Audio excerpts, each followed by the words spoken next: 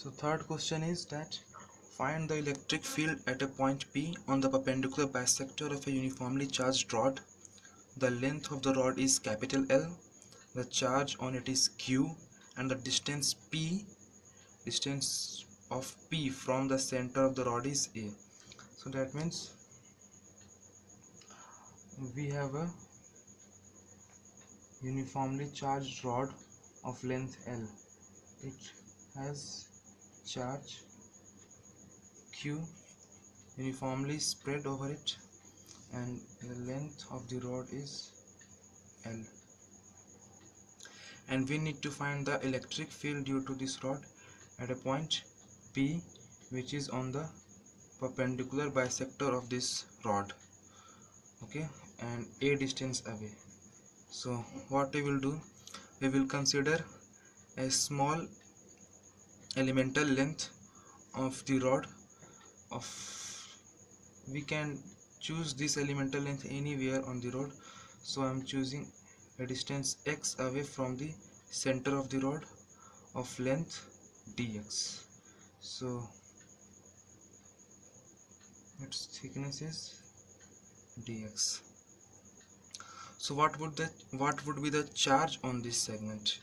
So the charge dq equal to q by L into dx, because q charge is spread over length L, then on unit charge q by L, then on unit length q by L charge is spreaded, and therefore on length dx the amount of charge will be like this. Let me write it capital M in small q. Okay, so we get the value of charge here. Now we can assume this as a point charge, and we know the formula of electric field due to a point charge. So this is R. Now we know that electric field at point P due to this small charge dq will be in this direction, dE. So if this angle is theta, we can split it into its component.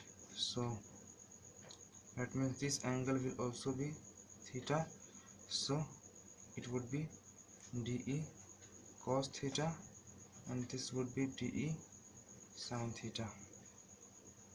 Now from symmetry we can tell that the net electric field at point will be along this direction, because for every element dx for which electric field is along negative x direction, there is another elemental length dx for which the electric field is along the positive x direction. So they will cancel each other, so we will get net electric field along the y-axis. So first write the value of dE. So dE would be 1 by 4 pi epsilon naught dq divided by this r square. Now what would be dE? Let's first calculate dEy. That means the electric field along y-axis, we know that it would come out to be 0 from symmetry. Let's just calculate it first. So dEy would be 1 by 4 pi epsilon naught. In place of dq we can write q by L into dx, and then r square into what? Sin theta. So sin theta. Now I can write it as 1 by 4 pi epsilon naught q by L into the sin theta will be x by r square, so it will become x dx divided by r cube. Now here is a mathematical problem for doing this integration. What we do, tan theta would be x by a, so that means x equal to a tan theta. That means dx by d theta equal to a, and the differentiation of tan theta is sec square theta. That means in place of dx I can write a sec square theta into d theta. Okay, and in place of x I can write a tan theta. Now we have to worry about this r. So for this r, uh, in terms of a, so let I am taking sec theta. Sec theta would be r by a, r by a. That means r would be a sec theta. Now if we pull these values here, it would be 1 by 4 pi epsilon naught q by l. In place of x, this is a tan theta. In place of dx, it is a sec square theta d theta.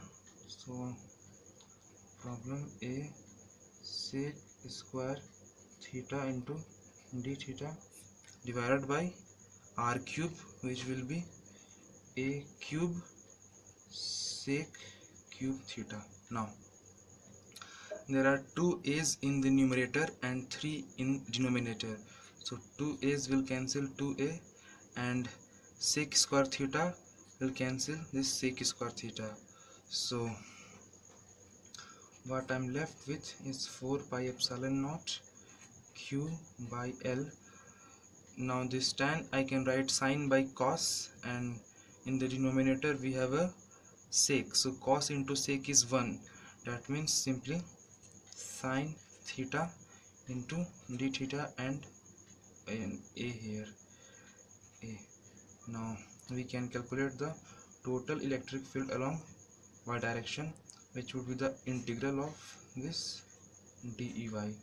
So and the limit will be put according to this angle theta, which will vary from, let's say if this angle is minus alpha to this angle which would be plus alpha.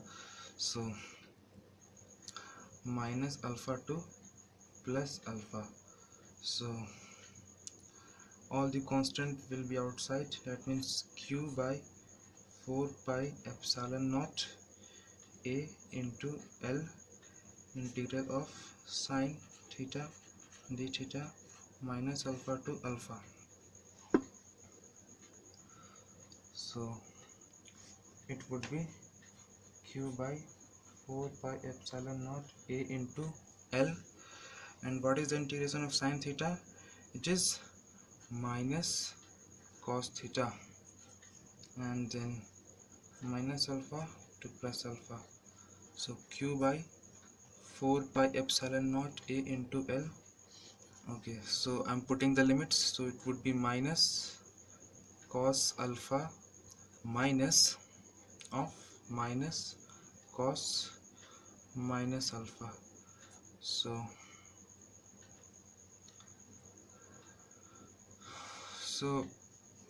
q by 4 pi epsilon naught a into l, this is minus cos alpha, and this minus minus becomes plus, and cos of any negative angle is just the same of positive angle. That means the cos alpha, cos minus alpha is simply cos alpha. So that means this thing is 0 here. So as we have expected, electric field along y direction is 0. Now we will calculate the electric field along x direction. So Ex dex would be simply de cos theta, and what was de? De was simply, here you can see, 1 by 4 pi epsilon naught dq by r square.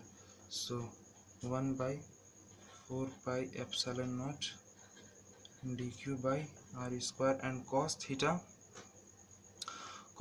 will be a by r, so it will become 1 by 4 pi epsilon naught. In place of dq I can write here q by l into dx, q by l into dx, and then a, and then r square into r will become r cube. So okay, so q into a by 4 pi epsilon naught into L, and just dx by rq. So again same thing, and dx I can write a sec square theta into d theta. So dx I am writing a sec square theta into d theta divided by r cube.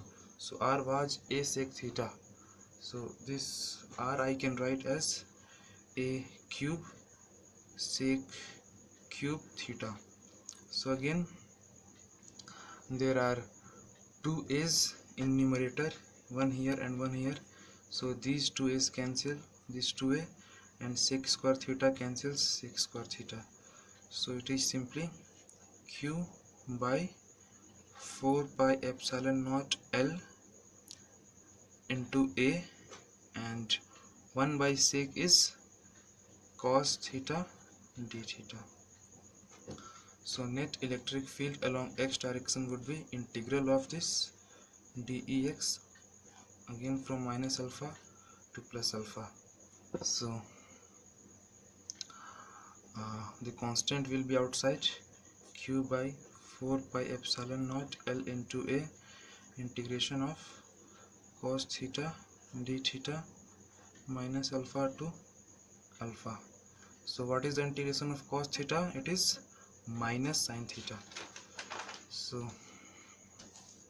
I'm writing here, so it will be q by 4 pi epsilon naught L into a, q by 4 pi epsilon naught L into a, and minus sin theta minus alpha to plus alpha.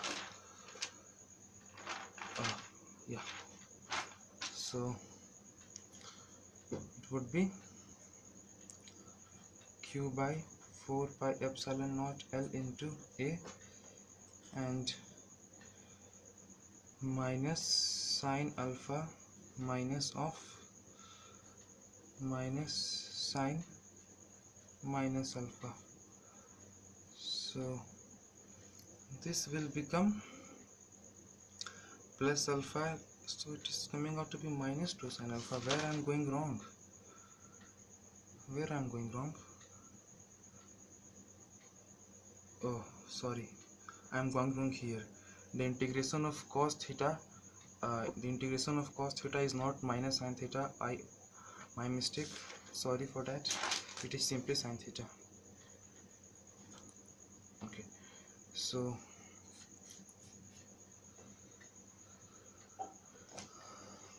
q by 4 pi epsilon naught L into a, and sine of alpha minus sine of minus alpha. So that means it will become minus minus plus 2 sine alpha. So q by 4 pi epsilon naught L into a into 2 sine alpha. So electric field along x direction would be q by 4 pi epsilon naught L into a into 2, and sine alpha I can write. So sine alpha will be this L by 2 by this R. So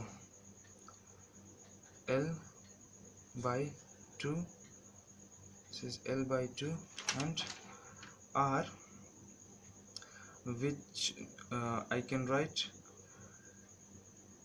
L by 2 whole square plus a square square root. So L by 2 whole square plus a square and then square root. This cancels, these two cancels, ex equal to this L also cancels this L, q by 4 pi epsilon naught into a, and here it would be simply L square plus 4a square and divided by 4, but after coming out of square root it will become simply 2. So by 2, which cancels this 4. So finally we get the result Ex would be q by 2 pi epsilon naught a into square root of L square plus 4a square. This is the electric field due to a uniformly charged rod of length L at a point on the perpendicular bisector. So let's do some special cases. First, if what was A? A was the distance of this point P from the line charge. That means this distance A is very large in comparison to the rod, length of the rod. That means this point P is far away from the rod. So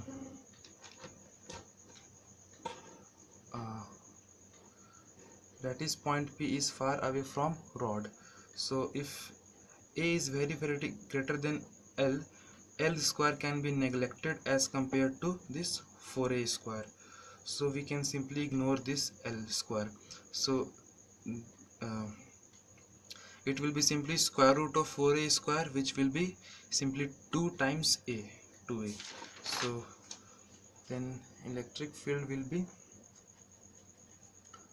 Q by 2 pi epsilon naught A, Q by 2 pi epsilon naught A, and then 2A into 2A. So it is simply 2 into 2, 4 pi epsilon naught, 1 by 4 pi epsilon naught into Q by A into A is simply A square.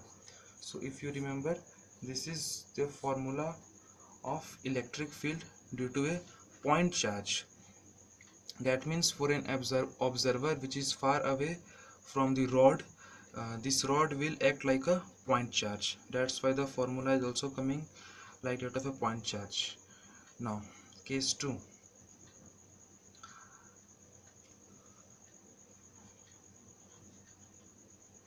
Case 2 is just the reverse. That is, if this rod is very long in comparison to this the distance A, that means the distance of point P from the rod, that means we can say that this rod is infinitely long. So if L is very large than A, then in this case this electric field will be Q by 2 pi epsilon naught into A, and in the denominator it was L square plus 4A square. Now in this case we can ignore this 4A square in comparison to this L square, because L is very large, so its square will be more larger than 4A square. So it will be simply L. So L. Now equal to, we define a quantity which is called linear charge density, denoted as lambda as Q by L, which lambda is called here linear charge density. Linear charge density means how much charge is on the unit length, charge per unit length. Just like mass density was mass per unit volume, linear charge density is charge per unit length. Its SI unit is charge is coulomb, length is meter, coulomb per meter. So here again Q by L will be simply this linear charge density lambda by 2 pi epsilon naught into A. So this would be the electric field if the length of rod is very large. So notice here that electric field is inversely proportional to the distance of the point P from the rod. Electric field depends on the linear charge density and does not depend on the whole charge Q. It simply depends on how much charge is stored per unit length and is inversely proportional to the perpendicular distance of that point P from the rod. So if we plot a graph between electric field and this distance of the point from the rod, we will simply get a rectangular hyperbola which shows inverse proportion. A is inversely proportional to A.